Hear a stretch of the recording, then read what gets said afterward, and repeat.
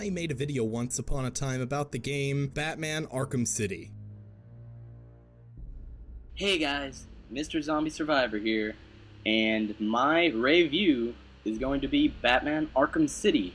Yeah, I used to sound like that, but now I consider myself more knowledgeable about all subjects gaming related, so in the next couple of videos, I'ma learn you a thing or two about the Batman Arkham trilogy.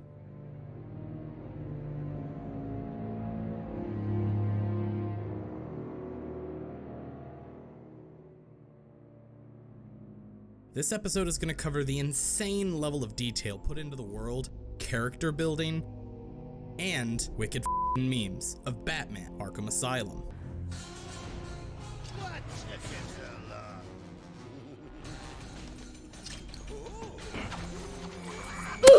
Not today, Susan. Now, I usually preface the spoiler territory with information pertinent to the message I'm trying to inhibit of the overall tone of the game without going too deep into spoilers. What that long shithead of a sentence means is, I'm going to be breaking down most of the game's crucial aspects into spoiler-free tidbits, so you can get a better understanding of how the game plays without having to spoil it for yourself. But it has been over a decade since this game has came out, so if you haven't played this game yet, what the fuck are you doing with your life? I am TheWayOfShawn. This is The Way. The Batman Arkham series are Metroidvanias. There, I said it. Video done. Roll credits.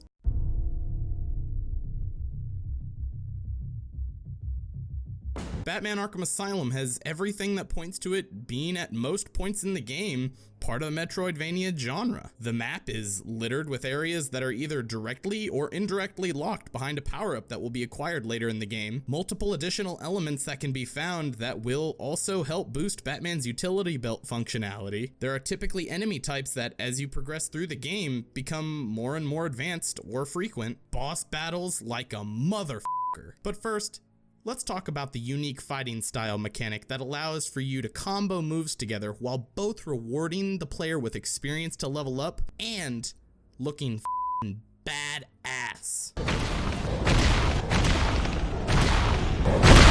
The visual art style of the game is noticeably dated, but what do you expect with a video game that was released on the Xbox 360 over a decade ago? I mean, what games even looked good back in 2009? For a Batman game that wasn't expected, and with an original storyline written by this f***ing Chad of a man, Paul Dini, you can't go wrong. I'm sorry, what? You don't know who Paul Dini is? Paul Dini? The man who won Emmys for his writing for such shows as Batman the Animated Series and Batman Beyond? That Paul Dini? Is it making sense to you yet? I fucking love you, Paul! Now, Paul worked with Warner Brothers Animation as well as Cartoon Network and DC Comics, and he was asked to make an original Batman story for this new game that was going to be released. The idea was that they wanted to bring in characters that were staples of the Batman franchise, but often found times where certain characters' intentions or desires didn't exactly match that of the current situation. At one point, Dr. Freeze was anticipated to make an appearance in the game, but because his goals differed too vastly from the Joker's and doesn't hold a grudge against Batman, the developers figured he would be out of place. Multiple ideas met this fate as well, such as Poison Ivy having a constantly changing maze, and in the center of it, the ultimate monster. A creature so dark, brooding, and despicable that even the inclusion of it in this Batman game was considered to be too much for the developing staff. The Mad Hatter. There was a lot of ideas going into the game, and multiple games taking inspiration from, so they wanted to make a claustrophobic tone, while also keeping the dark gothic elements synonymous with the Batman label. Now, I'm going to be talking about the story in certain encounters, so if you still haven't played the game even after the decade that it's been released, then go no further. Batman caught the Joker. The end. No, I'm just fucking around. It can't be over that quickly. The story begins with Batman, who captured the Joker after some devious dancing plot that he had planned. What a kidder. Let's first start off with The Walk. Yes, that's right. The Walk. The walk through Arkham in its gothic glory as you accompany the Joker through what will eventually be the landscape that you will fight convicts, your own sanity, and baller dance moves. I mean, just look at this alpha human being over here. I fucking love you, Joaquin! Following the walk, you were forced to stay back and watch as a helpless guard is subjected to awful dad jokes.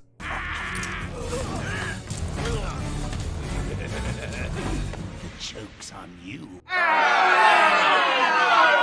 This is the point where the game really starts. You go through the standard tutorial inside of the medical holding facility to fully allow the player to understand the dynamics that they will soon need to become familiar with, or Joker will be dancing on their graves. Okay, I'm done with the Joker dancing joke. If you haven't seen Joker, go fucking watch it. When you finally exit the medical holding facility, you get introduced to the sheer scale of this massive game. The game is actually quite large without feeling too big. Most of the empty space between key points is usually filled with plenty of enemies to absolutely steamroll, as well as additional Riddler trophies.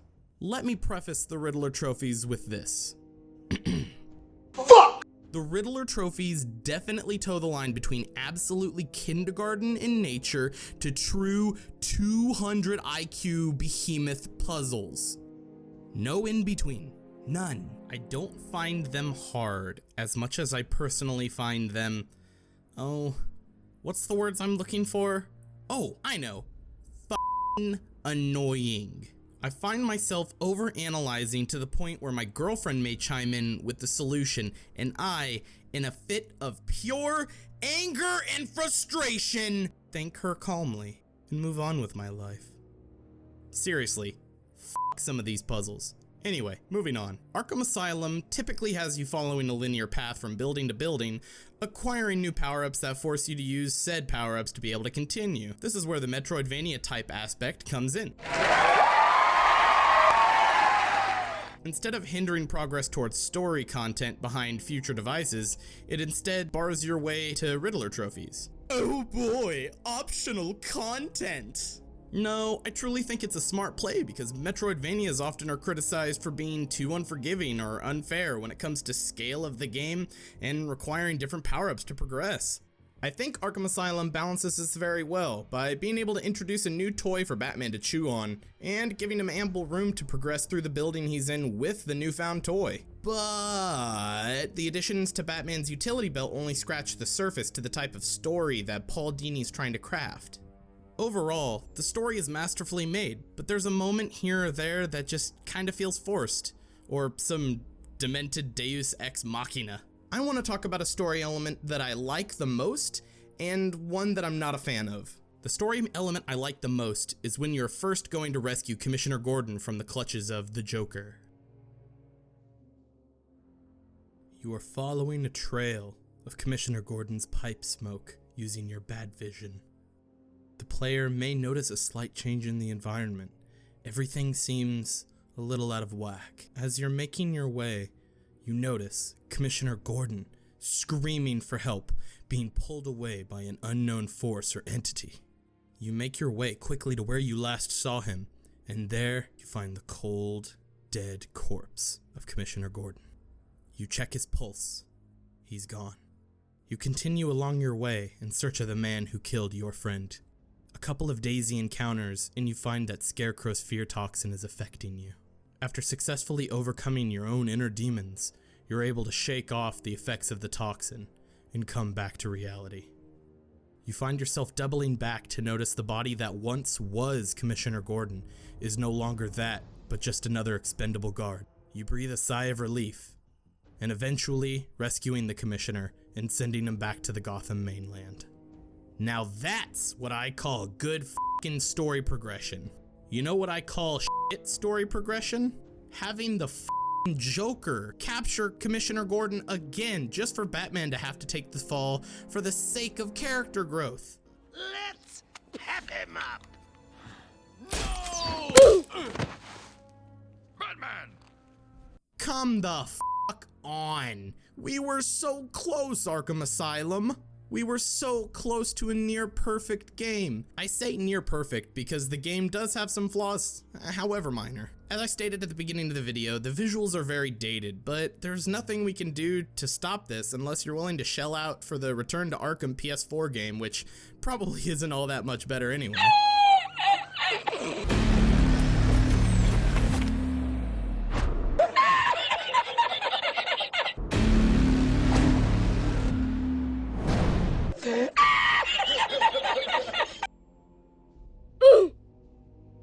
Never mind what I said! Take all of my money! Visuals aside, there are a couple of times where I experienced some odd physics and some questionable hitboxes.